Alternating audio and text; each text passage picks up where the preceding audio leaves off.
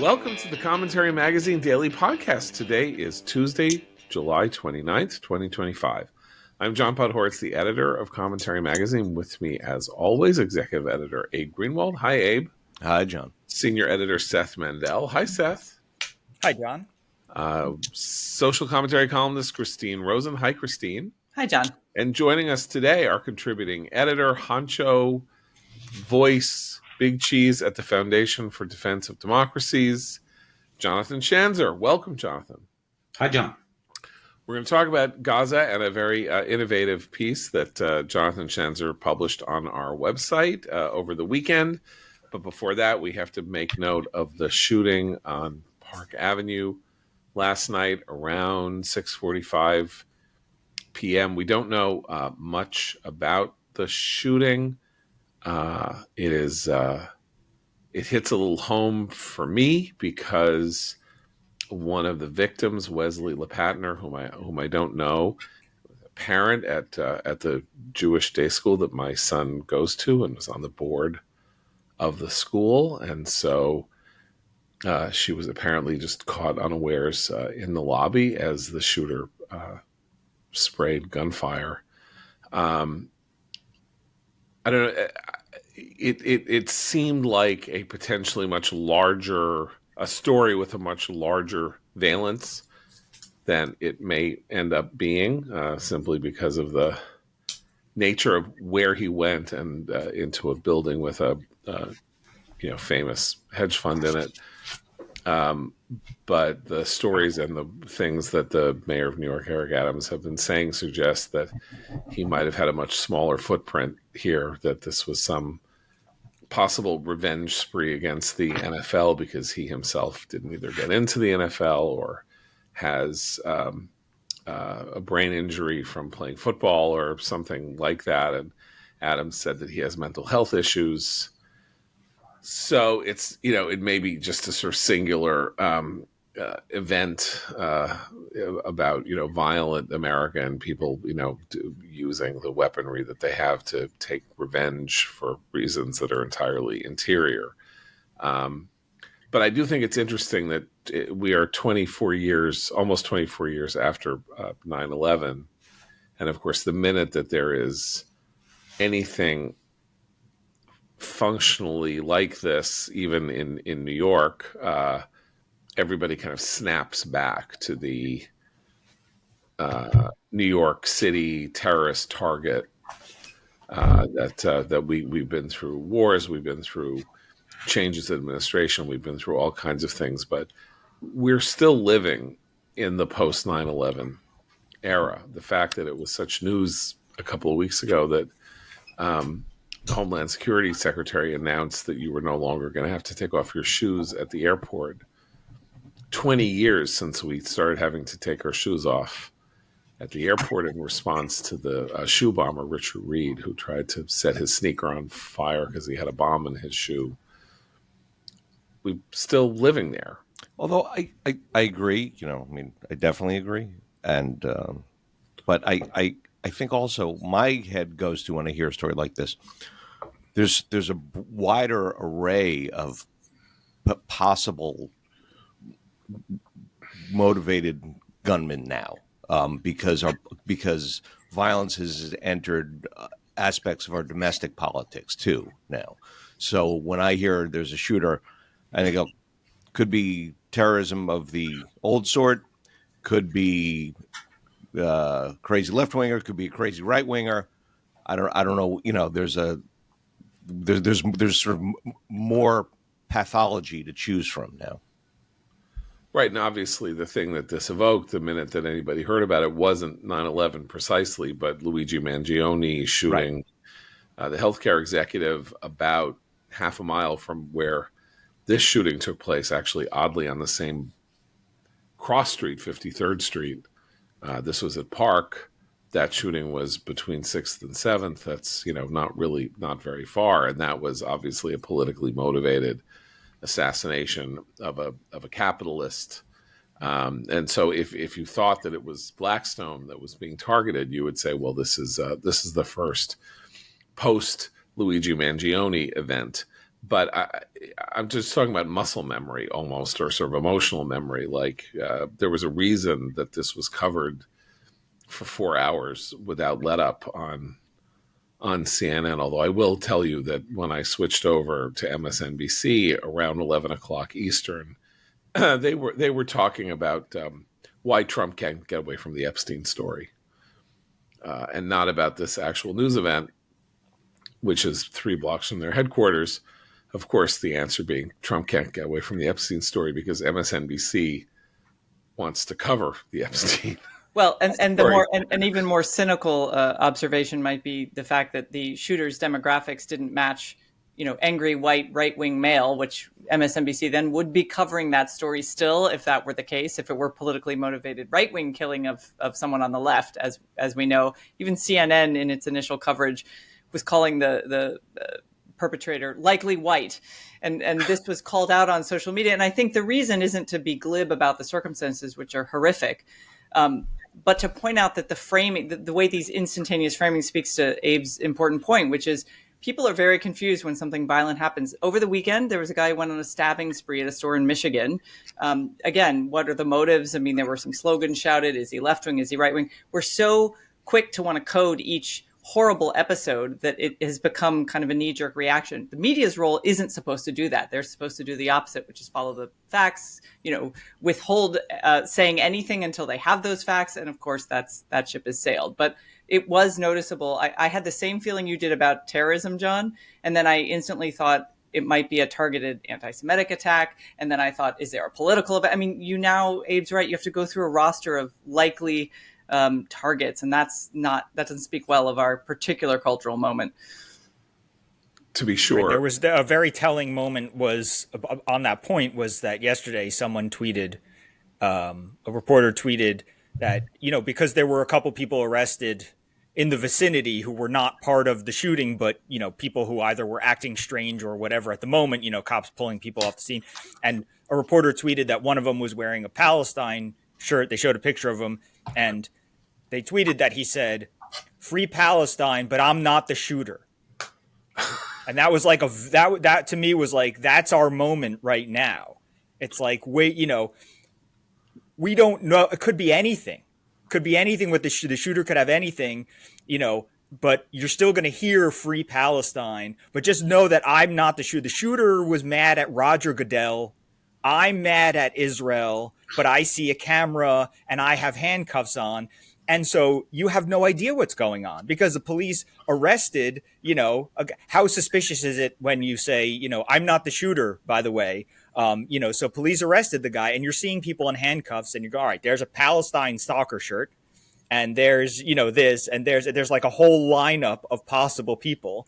And you really have no idea what's going on because people sort of jump into these situations. And it's kind of like, will the real shooter please stand up? Will the real motivation please stand up? They're all believable. I think that's true.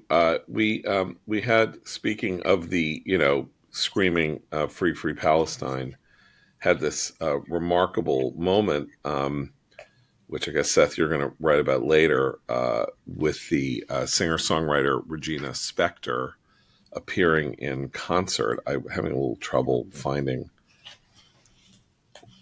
Maybe Seth, where the concert was. Portland. In Portland. So Regina Spektor has I don't know 12, 13 albums, great favorites of my family. She's she's a Russian Jew, born in the Soviet Union, I believe, and then raised in Brighton Beach, Brooklyn. And her music and her songs are not about politics. They're about relationships and what it's like to be a woman and stuff like that. But she's known to be a Jew and she gave this concert and people started yelling "Free Palestine" from the floor while she was singing, and she had one person thrown out of the concert. And then the concert became this kind of debating for at least 10 minutes, this people saying, "You're not. Why can't you say it? You can throw her out." And then she kept basically throwing people out. And at some point, she said, "You're all just yelling at me because I'm a Jew." And then she said, "I'm being othered, and it sucks," which I thought was interesting because othered is, of course, the word that is used by feminists and the left to say you're trying to describe me in a fashion that puts me outside the mainstream of society and treats me as though I'm a freak. And she was right. She was being othered. And so in the But before world that, can I just add, she also said something that just really warmed my heart. She kept saying, "This isn't the internet. Stop. This is not the this is not a internet. chat. She said It's this not is a not chat. an Yeah, it's internet not a chat comment room." board. Yeah. But I bring this Well, up. that with John, that other that the part of the other comment that she made was very interesting because she said that was the full comment is the only reason I even speak English is because I came here to escape this shit.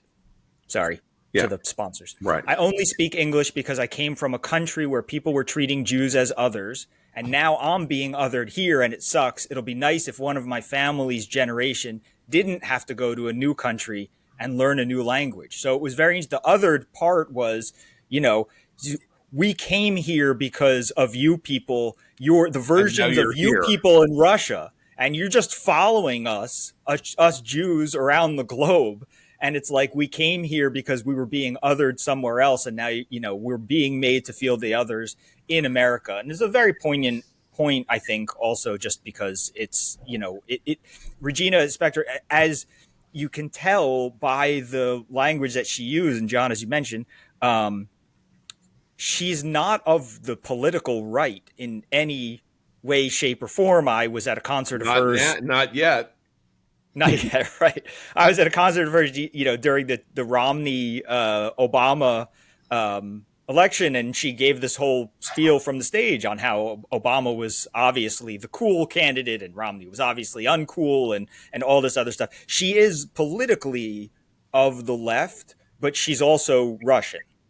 And so there's there's near-term institutional memory of this type of harassment that comes to the fore, and that's what she expressed last night.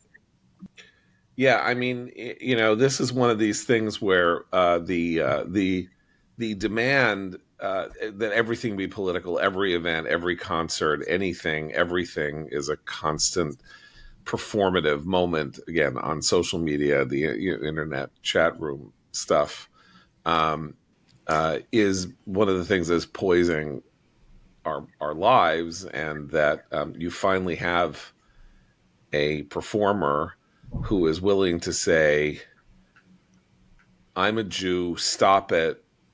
I had to run away from the Soviet Union so that I could live a free life." As I say, that's why I joke that, she's not on the right yet, but I don't know what home there is for people like her, what home there is going to be for people like her in the cultural precincts that she might feel more comfortable with, because this demand is only going to intensify and has only been intensifying over the past decade. And Jonathan Schanzer, to bring this full circle, of course, the intensification of this demand became extreme over the last 108 hours or something like that, as this narrative that we spent the entire show talking about yesterday, that Israel is just now it's deliberately starving people in Gaza and committing a genocide. That is being said now without qualification openly by headline writers at major newspapers without qualification. And that this now becomes a thing where everybody is asked everywhere. I'm sure if you go on The View, or you're on QVC, somebody might ask you what you think about the starving children of Gaza and the evil Israeli efforts to cause mass death. You have a piece we published, I think, on Sunday on our website. It says, far from this being a hinge moment in the history of war crimes, that what's been going on in Israel over the last week may suggest the way out for Israel and the West, or the United States, out of the mire. I don't think it's a quagmire, but it's a bit of a mire in Gaza. Can you enlighten us as to what the optimism that you express in this piece that seems, I would say, oddly at odds with the general feeling or spirit among people who are supporters of Israel at the ugliness that we've been subjected to in the last 4, 5, 6 days? Sure, John. Thanks, first of all, just for the opportunity to publish that on the website, because it was something I'd been thinking about actually for some time now. I mean, first, let me just say that the allegations of famine and war crimes, I'm not here to tell you that that they're true or that they're not true. I mean, we are in the fog of war. The Israelis are saying one thing. The Gaza Humanitarian Foundation, this private organization that's dispersing aid, they have their own reports from the ground. And then you have on the other side the Gaza Ministry of Health, which is, of course, a Hamas entity that's been reporting on, nutrition as well as, casualties and things like that. We can't trust that. We can't trust Al Jazeera. We can't trust the BBC. We can't trust CNN. I mean, the nature of this debate has just become utterly predictable, and it's just a food fight. Literally, it's a fight over food. And I think that this does afford Israel a moment to perhaps pause and rethink strategy. And so here's what I laid out. First of all, I think Israel's won the war. And I think that part of what's happening right now is that Hamas is so desperate that they've now resorted to this, right? Like allegations of war crimes. They're on the brink. It's funny. I spoke to an Israeli contact of mine the other day, and I asked him how many high value targets are on the Israeli list. Like, what's the target bank for Israel right now? And he said there are probably 3 people right now that they recognize. Behind me here on my shelf, I've got one of those decks of cards that I got in Israel in January of 24. And, there are 52 people that were identified. I don't know, by the way, what it is about democracies when they go to war. They have to create a deck of cards with all of the targets that they're going after. It's a thing. But there's nobody left. Out of the 52, there's literally nobody in that deck of cards that the Israelis are looking for any longer. There's one guy, Izzadin al-Haddad. Most people don't even know his name. He's the new leader of Hamas on the ground. Nobody heard of him before, Mohammed Sinwar was killed. And most people still don't even know who he is. So I think when you look at Israel's, accomplishments in Gaza, they're not fighting the same organization that attacked them on 10/7. So I actually do think that this is a moment where Israel can declare victory. Now, it does not feel like a particularly gratifying victory because they still have hostages that they need to get out. There's 20 live hostages, 30 that are deceased, and Hamas doesn't want to budge. And on top of that, you have all these allegations of war crimes. And so the Israelis look like they're on their back foot. Fine. Here's what I think they should do. Declare a pause or even a semi-permanent end to this conflict because they have achieved the vast majority of their war aims. From there, I think the Israelis need to flood Gaza with as much food as humanly possible. The reason for this is simply because it's the right thing to do. You don't want to deprive an entire population, as much, by the way, as this is very likely an enemy population. I would say that the vast majority of Gazans would like to see Israel destroyed, and that there is nothing in international law that says that this is Israel's job.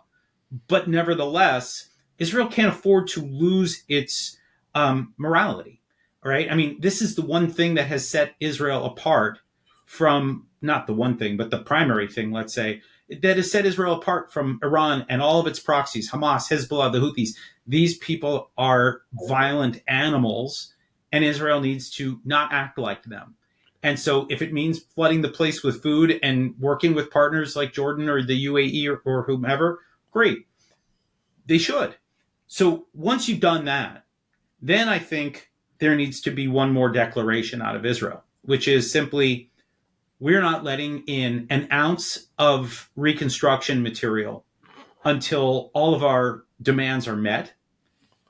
So, in other words, Hamas, you want to stay in charge of Gaza, that's fine, but you're never going to rebuild this place. And for anybody that's seen the photos, that's seen what's going on in Gaza, that's not a good thing for the 1.5 million, 2 million people who live there. But this is like a legitimate thing to ask for. Israel should say, we want every hostage out before we allow for reconstruction. That's absolutely, I mean, that's reasonable, right? They should say, we want all the weapons, all the major rockets handed over. We want people to go in and destroy these tunnels, or at least fill them with something that would make them unusable. And maybe ask for the exile of the 1 or 2 or 3 top leaders. From there, Can I ask just a quick follow up on that though? The concern I think would be that if you let food into Gaza, ended the war, but said no construction material to rebuild, the images would then be of a flattened Gazan moonscape, and the pressure from the same people who successfully pressured Israel into a so-called humanitarian pause would pressure Israel into saying, well, why, it's collective punishment to not let these people have a home to stay in, their innocence. How do you stop the ratcheting up, of that sort of pressure? You can't. And I think you should expect that. But I think that, look, the allegation of starvation is one thing. The allegation of not allowing for reconstruction because Hamas still poses a threat and Israel still sees it as as a combatant, that it still sees it as an organization that wants to destroy Israel. There's no reason why they should allow for this terrorist group to be able to reconstitute or to be the administrator while Gaza reconstitutes. And look, I fully expect that the war of words continues, the assaults on Israel, the blood libels, that they're going to continue. But I think what Israel needs to understand, you're going to have people like on the right, you're going to have the Smotrich types and the Ben Gvir types who say, absolutely not, we're not stopping the war. My answer there is, don't stop it entirely. In other words, do what Israel's already doing in the West Bank or the Gaza Strip, before the war started, or in Lebanon or in Syria, which is to say, attack when you see threats, take out top leaders when you have the opportunity, take out rockets and rocket launchers when you see them, destroy terror infrastructure as you have the opportunity.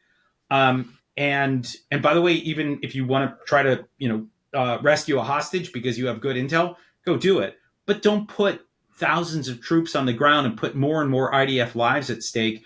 We continue to hear from the families of Israeli soldiers that have fallen. Like, what are we fighting for right now? What are we actually getting out of this if Hamas is already defeated? So what you have right now is essentially the opportunity, in my view, for the Israelis to put the onus on Hamas and essentially go to Steve Witkoff and say, look, we're getting out. Go figure out how to get our demands met. And you can do it with the Qataris if you want. We don't recommend it. You can do it with the Egyptians. We don't recommend it. But, good luck. This is what we've decided to do, and there will be no reconstruction. Okay, so just to lay this out, essentially Israel unilaterally declares victory in the war in Gaza, and therefore there will be measures that they will take unilaterally, not with agreement with Hamas, which is they will establish some kind of a zone at the border with the Gaza envelope that is a mile or two deep, into which no Gazan will be allowed to set foot.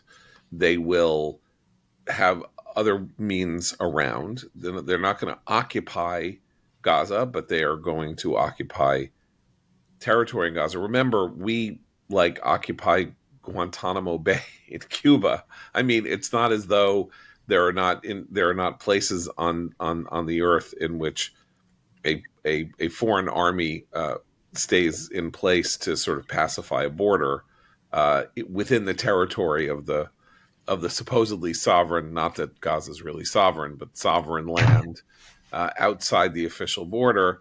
and they just say, this is where we're going to be because we have to protect our people, and we reserve the right to do overflights and watch what's going on and do whatever. What you're not going to get is Appomattox. You're not going to get a formal surrender by card number 49 or card number 51, who sits in a courthouse and signs the thing with our general, and the people in Qatar aren't going to say yes, Israel won. But you are essentially going to pull out the mainstream Israeli army, and it becomes essentially a kind of patrolling. So you don't get the destruction. You don't get this sort of post World War II. Germany is obliterated and there's no remaining Nazi resistance, and the Japanese regime is gone, and there's no remaining Japanese resistance. But you say you won. Yeah. Okay. And just to be clear, we don't ever expect Hamas to surrender. They just won't. I mean, it's not in their DNA. Same reason why you're not seeing the Iranians surrender. It's the same kind of mentality. They think they're fighting a holy war against the Jewish state, and that they need to keep fighting even when they're losing. And so the Israelis should say, look, we have nothing left to fight here. Yes, you've got a bunch of youth with AK-47s and IEDs, but are they really the army that you were fighting after 10/7? I mean, absolutely not. And so it's just not worth the fight any longer. You're punching down at this point, and you can see how this is all shaping up. So where does this leave room for the Trump administration to also say, yes, this is a good idea? I mean, I agree. I think it's a good idea. But Trump, as we know, just sort of publicly stated he's worried about Gaza, and this is being played in our media as if he's abandoning Netanyahu and abandoning this coalition, which I think is extreme overreaction. But where is America and the Trump administration in particular? Where could they fit in this plan to actually say, yes, is there a place for them in it? Look, I mean, I think, Trump could claim victory right now and say, look, I spoke to Netanyahu. We agreed that Israel would stop fighting and that we're going to let diplomacy take its course. Israel's achieved all of its war aims. They've done a fabulous job. I'm using, Trump words. Trumpies. It's, boy, do they do terrific work. And they did it with our weapons, and look how it all turned out. But it's time to end the war. We don't want to see any more suffering. And now it's on Hamas. And by the way, it should also be on Hamas's patrons. We should be squeezing the hell out of the Turks and the Qataris, right, who continue to have Hamas leaders on their soil. And by the way, to your point, John, yeah, you may not have, General, so-and-so declare, that this is over. But boy, the Israelis, I think they could probably still go hunting for some of the leaders that are abroad. And I don't see any reason why they wouldn't under these circumstances. Okay, this is an important point to make. Abe, go ahead. Well, I have a question about the long term here. So if you do this, to my mind, just as Hamas would never surrender, it strikes me they'll never meet the demands that Israel put in place for construction to resume. Yeah. So then you have this long. No, here's I think that at least for me the fun part. I think the people of Gaza will not put up with this. In other words, if Hamas stays in power and they subject the population to long-term misery and no recon. I mean, just imagine you're living in Gaza right now. Everything is just twisted metal and broken stone, and I mean, they're just trying to pave. They're trying to get junk out of the way so that they have open roads for trucks to travel with food. The idea that they want to live in this just strikes me as just not feasible, right? And the people will start to get upset with Hamas. And we've already seen some protests, and we saw this guy, Yasser Abu Shabab, who represents some kind of militia that's come out, and he's opposed to Hamas. Just imagine if you have another 3 months or 6 months of Hamas refusing to meet Israel's demands and subjecting the people to yet another winter of this. I just can't imagine that the people of Gaza are going to put up with it. I think you can use the people against Hamas here. That would be at least theoretically what could happen. I mean, they'll put up with it if somebody stands up and says we won't put up with it, and then Hamas sends somebody over and machine guns them in half. It doesn't take much.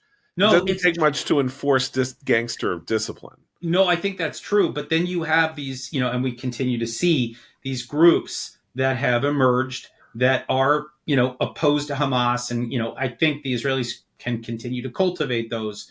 The United States can continue to cultivate those. I'm not talking about picking a winner for after Gaza. I'm talking about just having a force or a counterforce to Hamas, just a different voice out there. So I think my point here, though, is there could be problems. And I think to your point, Abe, maybe this doesn't happen the way that I'd like to see it happen. And it is the Middle East. And I expect, that I expect the worst. But here's the thing. If Israel finds that it needs to go back into Gaza, it can, right? It's unilateral. So if they try this for a month or 2 months or 6 months and, they find that nothing's better, that in fact things are worse and the threat environment's changed, go back. I mean, that's a very breather. Okay, this is where I got it. Okay, so if you're calling it a breather, that's fine. That's a question that has to be asked, which is, will Israel have the stomach to listen to its leadership when its leadership says, we got to go back in to mow the lawn or to clean things up or to make sure that they don't attack us again? And then the entire narrative that will have been established, which is we beat them and we can leave, will have proved hollow. I think the general thought has been that Israel has been going in and out, but the war has been consistent since October 8th. I mean, that is that Israel is at war with Hamas. If Israel declares essentially an end to the war with Hamas and then 6 months later has to say, we've kind of got to restart the war in Hamas. So you're the man who wrote the book about the fourth Israeli war on Hamas in 2021, right? There had been literally, I think, 3 or 4 moments from the time that Hamas took over the Gaza Strip in 2007 that Israel engaged in what would be considered conventional warfare against Hamas in 2009, in 2014, in 2019, and then in 2021 before October 7th. And every time in an act of rhetorical escalation that has proved to be extraordinarily unwise, Netanyahu, being prime minister in almost all these circumstances, said, Hamas will no longer, when this is over, we will have destroyed Hamas. Yeah. And guess what happened? They didn't destroy Hamas. Right. And Hamas, maybe this is the moment, John, to acknowledge that, complete and total, like the word that they use in Hebrew is nitzachon muchlat, total victory. Okay. You know what? I got to say, the Middle East may not lend itself to that. Right. And I think U.S. learned it in Iraq and Afghanistan. I think the Israelis are learning it now. You can shellac your enemy and it can still survive. And I think that, if the prime minister came out and said, look, we are pausing this war, we may need to go back. But right now our objectives have been met and it's simply not worth deploying thousands of troops for the minimal gain that we're getting. Right. At this point, it's overkill, literally. I mean, there is just only so much the Israelis are going to be able to accomplish on the ground in Gaza. Do they really want to sacrifice blood and treasure to kill a bunch of, just straggler, young men in tracksuits that picked up an AK-47 3 months ago to fight because there's nobody left in the depleted ranks of Hamas? It just doesn't seem worth it right now. Okay, so just to play devil's advocate on this, Bibi says what you say, and there is I wouldn't say likelihood, but there is a 40% possibility that his government falls because if this decision to pause the war or to unilaterally declare victory in the war is not accompanied by 10 living hostages, then what will have been gained? Then, I mean, the fact that hundreds of hostages were recovered won't have mattered. It won't. Right now, Israel's focus is there are these 20 people that have to be gotten out. And in this case, it's not the Kaplan, it's not the sort of liberals who want the war to end and the hostages to come home who would tank the government. First of all, they're not in the government. It is the right. It is the Smotrich, Ben-Gvirs, and others who will say, you betrayed us. You said total victory. We're leaving without even any guarantee that any of those hostages are alive. We haven't even gotten proof of life about them or where they are or if we have any means by which to get them home. And I don't know that he would have an answer to that without some dramatic. Okay, so and Israel's had these dramatic moments, like the beepers and the strike on Iran and the second strike on Iran and all of that. And this would be sort of like a piddled end, right? We won. I take the point. Here's where I mean, it's funny. I waited to write this piece until I learned that Trump and Witkoff could not get another hostage deal. In other words, Hamas had just spurned the United States, which, by the way, is insane to me that you have this ragtag sort of, like group of nobodies at this point, and they continue to rebuff the world's superpower, and somehow it's okay. But can you tell who is they? By the way, quickly, I mean, who says no? Who is the reason that Hamas walked away? Is it somebody in Gaza, or is it somebody in Qatar, or is it Turkey? I wish I could kind of listen in on whatever these phone conversations are. It sounds like it's this Izzadin al-Haddad guy that's based in Gaza, and then it's Khalil al-Hayya, who is the external leader that's based in Qatar, who I believe the Israelis should be targeting.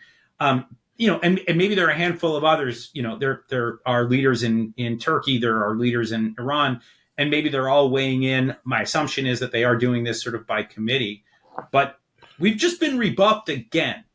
And if you're not getting these hostages out, and it's what's happening right now is not working, brute force is not getting them out, diplomacy is not getting them out, and in the meantime, the Israelis are being accused of war crimes.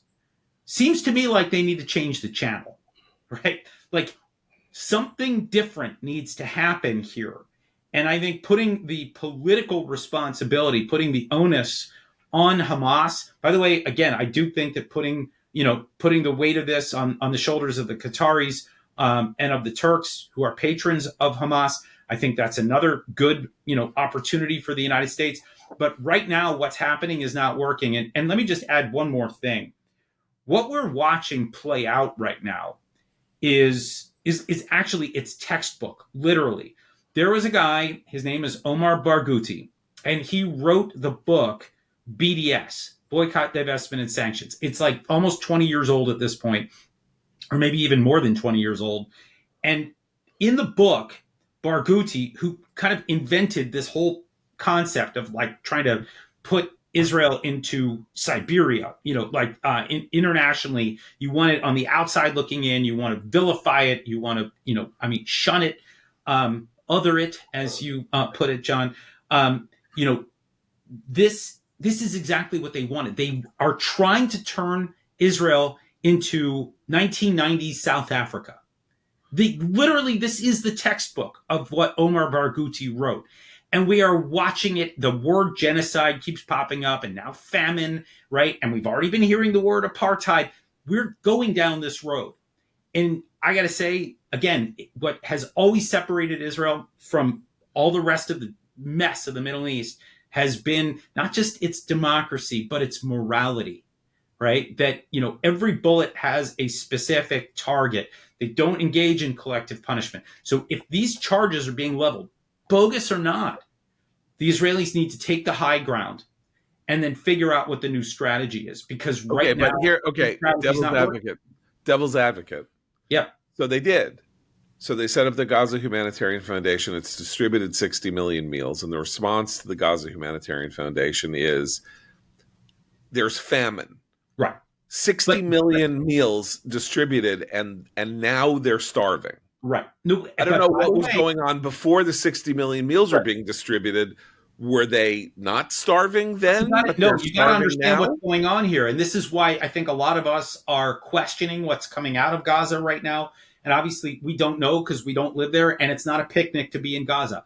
That said, I think we need to acknowledge something, that if GHF succeeds, if this foundation succeeds in distributing enough food to the Gaza Strip, and they're able to break the monopoly held by UNRWA and the UN, and they're able to break the backs of Hamas, which has served as the administrator of this food because they've been hijacking food and redistributing it, reselling it, etc. If you deprive them of that ability, and you deprive the UN of its ability to support Hamas, then what you've done is you've broken the system in Gaza in the best way you could possibly imagine. And so again, I do think that a lot of this right now is born of desperation, but that doesn't make it any less of a challenge for Israel.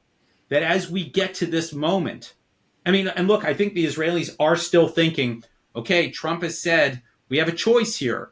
Maybe we go in and we just lay waste to the whole, to all of Gaza. But imagine what that does to Israel, long term, in terms of, its ability to integrate back with the international community after all of this. The Europeans. Well, and there isn't an internal consensus inside Israel that would be the thing to do, and I don't think you could take a step like that. 90% of Israelis believe that the war going to war in Gaza was necessary. Correct. Now, I think you would probably say this scenario that you're laying out, which is lay waste to Gaza or figure out a different way, you would be at best 50-50 among the Israeli electorate. And you can't, as the United States learned to its own sorrow in some ways as a result of Iraq, you can't conduct a military, a powerful military offensive when the country is only conditionally behind you. The internal social costs and the pain and the suffering and the political fighting that ensues may mean that it's just not worth the cost. I still think, though, that the barrier, the goal has been set to a level that may not be reachable, which is just the return of the hostages. It's not clear why Hamas or the Gazans who are holding the hostages, it seems reasonably clear that at least half of the hostages are not being held by Hamas proper, but have been farmed out into individual locations, into people's apartments or whatever in various places, and would need to be collected from them. Yeah. That they'll ever emerge. Yeah, but I think again, I'm not seeing Hamas move here, like not an inch, Right. Yeah. right? And if they're not willing, and you have to understand, if Hamas relinquishes these hostages, it loses the last bit of leverage that it has over Right. Israel and the United States, right? They understand right now that if they make this move, it's probably catastrophic for them, even if it eases the burden on the people of Gaza. And for 60 days or for however long, the ceasefire would last. So again, if they're not moving, and we know they're not, and we know that diplomacy has run its course, and we're not sure that just going in harder into Gaza is the way out, then I think the Israelis need to think about turning the channel. I'm not saying that I have all the answers, and it's funny. I've raised this now with a couple of senior Israeli folks, and it's just not their mentality, right?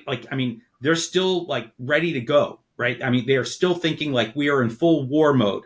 But I have to say, the longer this war mode continues, the greater the challenges become for Israel at this point. I think we're at the point of diminishing returns. I think that BDS handbook is now, right, we're seeing a page of it being deployed right now.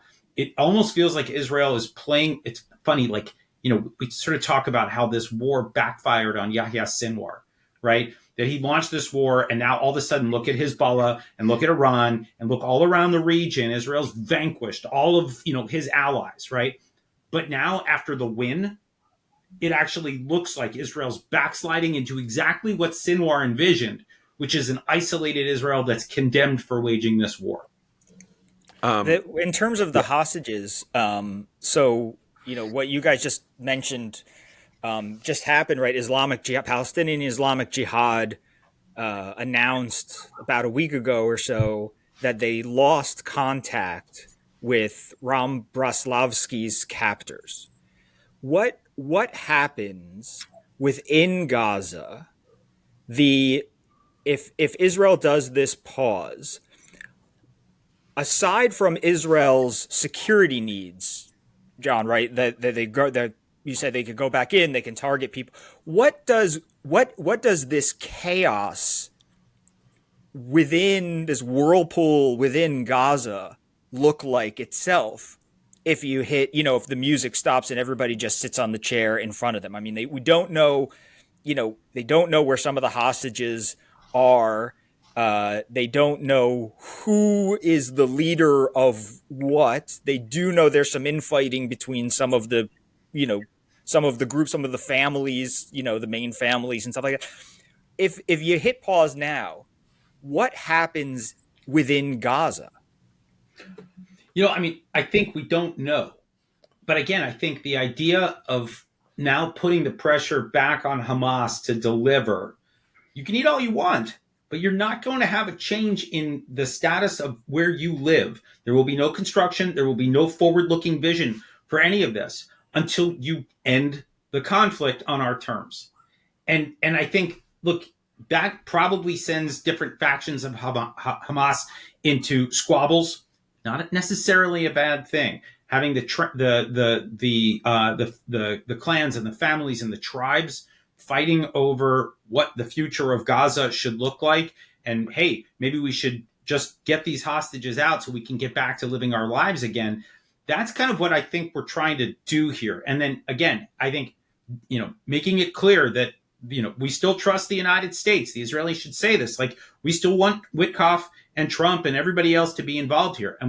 But we're not getting involved until our conditions are met. Full stop. And then let the chaos play out inside. And in the meantime, again, you haven't lost anything because Hamas, again, continues to refuse to hand over hostages. But in the meantime, the Israelis don't lose soldiers, right? I mean, they've lost dozens of soldiers for negligible military gains inside the Gaza Strip, which is really where all of this stems from for me. Like, I'm not seeing gains being made, not on the hostage front and not really even on the military front, with thousands of Israeli soldiers deployed in Gaza. Now, I may be missing something big, and the Israelis might say, we need 3 more days and we're going to actually sweep the leg out from under Hamas and it's over. But I've not yet heard anything remotely like that from people that I think seem to matter in the system. They're not saying it. They're saying, like, this is turning into an urban war. This is turning into our Vietnam. Look at these bodies that are coming back. We need a different approach. That's what I keep hearing. It appears, based on reporting overnight, that a game that somebody described as a Kissinger's brilliant National Security Council game is going on inside Israel, which is the 3-option game. So there was a cabinet meeting last night in Israel, and basically the people were proposed. The people in the war cabinet or the larger cabinet were provided with 3 possible scenarios. One of which is a modified version of what, Jonathan, you've been talking about here, which is pause, flood the zone with aid, and try to say give us back the hostages. 2, complete annihilation of the Gaza Strip. Go in, total war, Sherman's march, Grant at Vicksburg, burn Atlanta, make them suffer. And 3, partial annexation of parts of Gaza forever. And those are basically the 3 choices. So given those 3 choices, if I'm right and Bibi is playing this game, there's obviously only one choice that makes sense, which is the Shanzer option. Sherman's march is not an option in the 21st century. And being in a situation in which Israel partially re-annexes Gaza 20 years after the after the disengagement. As I say, I think they hold territory like as a kind of DMZ or something, but that's not annexation. That's not saying formally this is now part of Israel, which is what No, annexation it's is. actually with. I mean, I've heard people refer to it as the kill zone. Right. Literally, Yeah. that it's a half a kilometer deep or a kilometer deep into Yeah. Gaza. You step in there and we shoot you. Yeah. It's and Right. it's FAFO, right? Right. Like that's Yeah. it, right? Right. And I think Right. they're going to do that. I think they're going to keep the Philadelphia corridor along the Gaza Strip and Sinai Peninsula. Yeah. They'll keep that border. They might keep Nitzarim. They might keep Morag, right? Right. These other corridors that go east-west and Right. slice into the Gaza Strip, so that they can deploy. But the idea of the full conquest, I mean, how much more can they conquer? I think that's a big question. In any case, I think that the reason that you lay these options out, as I say in the Kissinger model, is you have option A is totally unacceptably over hawkish, and you have option. It's like too hot, too cold, just right, and the just right here would be flood the zone with aid so that Trump gets off our back, and the world.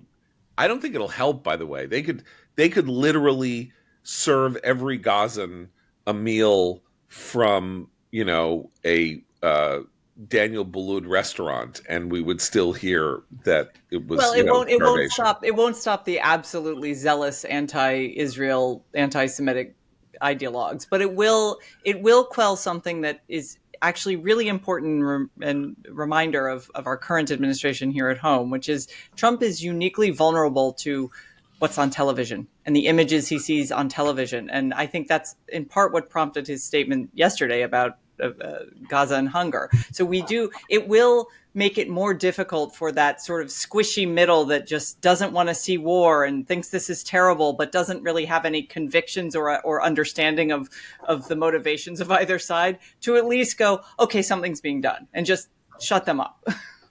Maybe, but I don't know. I mean, the people you're talking about, are they hysterical zealots of the if not now when, or Students for Justice in Palestine, or is it Patrick Kingsley, the Jerusalem bureau chief of the New York Times?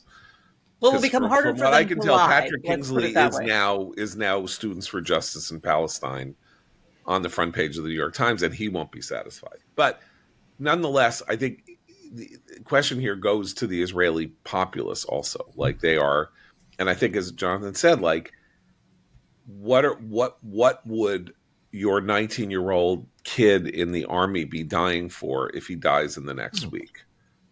It's not clear what he's dying for. It's not clear what the end game is. It's not clear.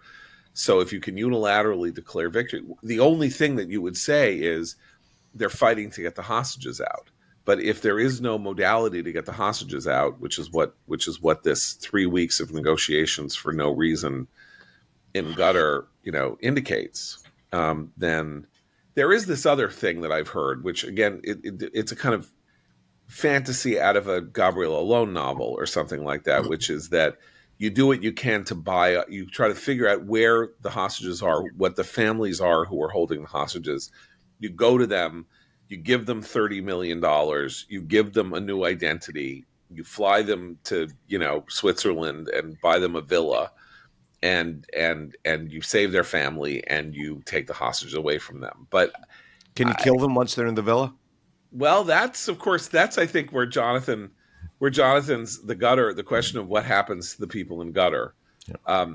I know that Steven Spielberg and Tony Kushner claim, as George Jonas claimed, that it was a great emotional hardship for the Israelis after the murder of the 11 Israeli athletes at Munich, when they went out to kill everybody who took the hostages, and that this operation took 2-3 years, and the people who ran it were tormented by the revenge. It was revenge, and they were sort of tormented, and of course that is utter bull.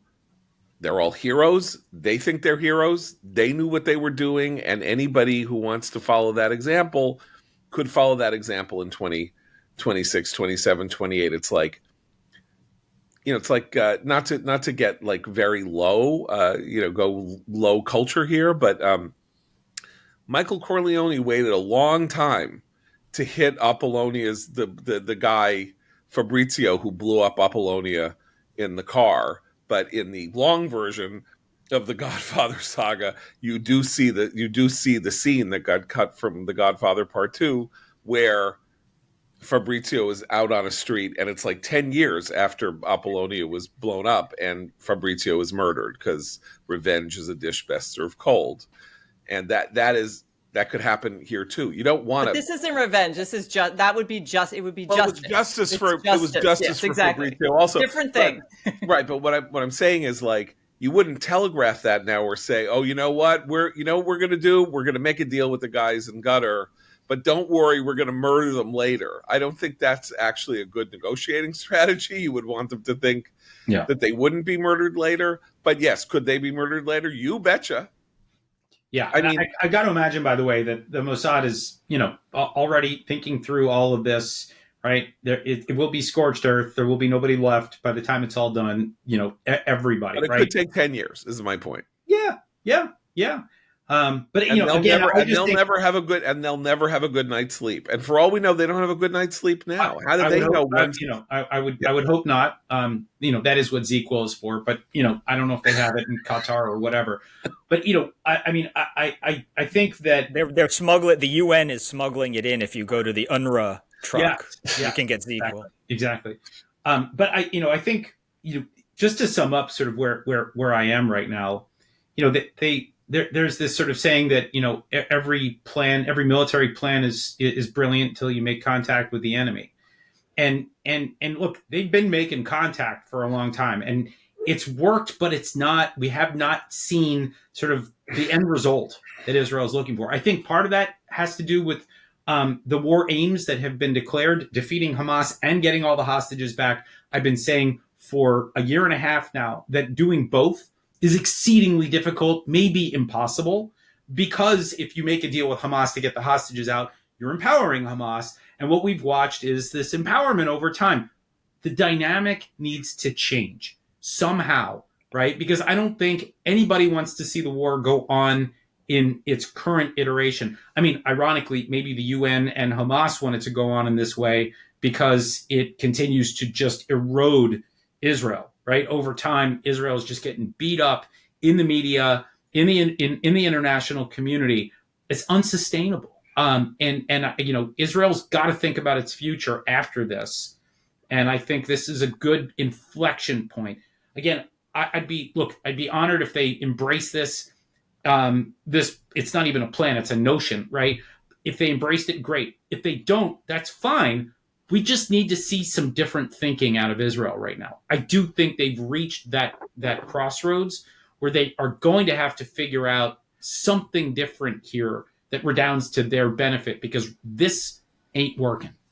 Okay, I just want to say, if they embrace it, they shouldn't name it after you, because you don't if it goes wrong, you don't want people saying, "Remember the Shanzer option." Right. I do not want to go down in history in that way. Yeah, I'd like to be a footnote, not. Yeah. So for me, I'm listening very closely to all this, and I'm very torn. I find myself here because I think your idea is ingenious, and for me, the most compelling reason to do it is because that we don't want to lose soldiers for minimal gains. I agree. Where I'm not as convinced is about Israel being able to endure the international condemnation.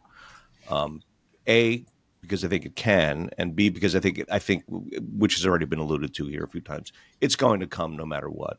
If there's a Gaza that's not rebuilt, and there are medical facilities that aren't being rebuilt, and there's the disease or whatever, it's all going to come back anyway. The international community is going to go crazy no matter what. So, but that's what I'm not. I don't know. I'm torn. Right. But can I just add, what I'm getting from John's argument, which I think is really important and doesn't get discussed enough, is what is sort of the idea of Israel's moral core. and that they won't get that. You're right, Abe. They probably won't. They never have. They likely never will. But what they need to do as a nation and as a people is be able to say, we did what we should have done, the right thing, even though we could have taken a path of devastation or all these other things, justifiably, given that they were the ones under attack. But that, I mean, America right now is struggling with these questions too. What does it mean to be a nation? What do you stand for? What are the limiting principles or things you will not do in the name of your own nation, in the name of your own security? Israel's already doing the right thing. Yeah, So I agree, but I'm uncomfortable with this framing because Israel, we in this way, which is that there are plenty of Israelis who share this idea that this is going too far. And the fact is that in terms of the laws of war, understanding of what, if there is such a thing as just war, Hamas's surrender is the act that concludes a just war. It is not Israel's conduct of the war that will merit whether or not it is. No, I know that's. I don't think that's what. Right. I mean, that's not what I'm saying. I'm not going to speak for John, but these are separate questions. But this question of how Israel wants to be able to understand its own actions is deeply important and will resonate for decades after this war ends. Right, but I don't. Again, if the idea is that the Israeli self-examination gets to, we were just too mean to the Gazans. That would be a very bad form of self-examination, because Israel is not responsible for a single death in Gaza. Israel is not morally responsible for a single death in Gaza, including if a 6-month-old baby starves to death, which isn't happening, by the way. Israel is not responsible. I think if Hamas surrendered at any moment, the war would have been over. It would have been over. I think my point here is not to say Israel needs to stop, and it's based on its self-examination, and it's it feels so guilty as a nation. That's not where I'm getting. That's not where I want this to go. What I'm actually suggesting right now is just simply, hey, this strategy not working, right? Let's think about a different one. Let's pause and let's put things on our terms for right now. Right. And then see where this thing goes. Try to put pressure on Hamas. Try to put pressure on the outside negotiators. Try to put pressure on the United States to deliver. In the meantime, we give nothing to them other than food, which we were going to do anyway. And we're not going to put our men and women in the line of fire until we figure out what the right strategy is. That's the framing that, when you start to think about kind of Israel's national interest. And it doesn't change how you view Hamas. It doesn't change how you view the dynamic. It just means, hey, what we're doing right now ain't working as well as we thought it would. Right. Okay. So last word. A great many people were skeptical that any negotiations would ever work, and in fact, they haven't. I mean, not really, except for the big pause 6 weeks into the war when 80 hostages were returned. I mean, there have been pauses since. There have been little bits of negotiations since here and there, and that cynics or realists inside Israel would say that this 3-week negotiation in Qatar over nothing. All we ever heard was, "Oh, they're moving. They're waiting for an answer from Hamas in Gaza. They don't really know where it's going," and that this was where this was going all along, and that the pause here was a pause that allowed Hamas and its catamites in the West to rebuild the argument that Israel was committing genocide, and did absolutely no good for Israel whatsoever. These negotiations end up being morally one-sided because they allow Hamas and its people to catch a breath to start the propaganda war anew. And so one reason I'm tempted by your proposal is to say, we're just not working along. We're just not going to follow the international community's rules here. We won. We've finished doing what we can do primarily. So what we're going to do is we're going to demand that you get the hostages out, and then you have no idea what we're going to visit on you if you don't get them out. You're saying no reconstruction. That's a message to the people. But it could be like, you have a cousin who lives in, Oslo. I'm killing him. You have this. We're going anywhere. You're not safe anywhere for the rest of your lives. Maybe make a deal with us and we'll let you go. I don't know what they'll say, but the international negotiation system of trying to get Hamas to do something is over. Witkoff basically said it's over. Trump said it's over. All he cares about now is getting better images of food being distributed. And he's still on the Israel should do what it should do, whatever it needs to do to end this war on favorable terms. So they should take him up on that and make unilateral decisions without any kind of bow to in the international community. Even as if they do this flood the strip with aid, they will be doing that for domestic political consumption, for their own people. Even if they aren't immoral, enough people in Israel may worry about the moral frame that Christine talks about, that it would be a good thing spiritually inside Israel to do something about this and say, we hear you. But I don't know. I don't know where we go with that. Anyway, we got to go, run long again. So I will do a quick 15-second recommendation. I read this biography of Clint Eastwood by Sean Levy. It's called Clint. And like all showbiz biographies, the first half of it, which is about this 15 years that Clint Eastwood was laboring in the vineyards of trying to become some kind of an actor with some kind of a career, and then and then finally gets a TV show that does well but doesn't really make him, and then out of nowhere goes to Italy, makes a movie, and becomes an international box office sensation, and then turns into Clint Eastwood, who has had a 60-year career since then as an actor, a director, an Oscar-winning director, and 95 years old, just made a movie last year. Like all these books, once he really becomes successful, they get really boring. But as it happens, it sort of took him until he was 37 or something like that to hit it. And that story of him getting to where he hits it is just like incredibly compelling and fascinating. And so that's Clint by Sean Levy. Anyway, we'll be back tomorrow. Thank you to Jonathan Schanzer, as ever, our contributing editor, and for Christine, Seth, and Abe, I'm John Podhoretz. Keep the candle burning.